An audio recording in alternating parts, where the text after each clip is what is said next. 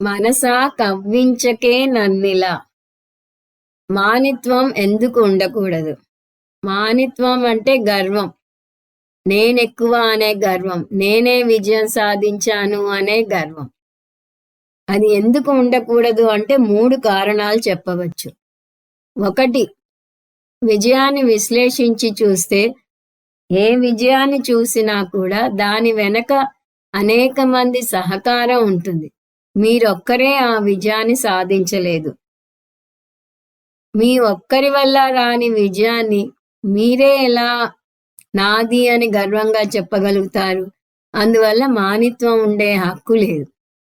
2వ కారణం, మిగతా వారు ఉన్నా కూడా ఎక్కువ కృషి మీదే ఉంది అని మీరు అనుకున్నా కూడా కృష్ణ పరమాత్మే 10వ అధ్యాయంలో ఎందులో ఏ గొప్పతనం ఉన్నా కూడా అది నా విభూతే అని చెప్పాడు.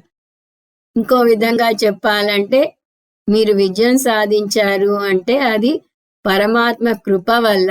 3వ కారణం, మనం శ్రేష్టం అని అనుకుంటున్నాం కానీ మన అంత గొప్పవాళ్ళు, మనని మించిన వాళ్ళు మన ముందు ఉన్నారు, ఇప్పుడు మనతో పాటు ఉన్నారు, మన తర్వాత కూడా ఉంటారు.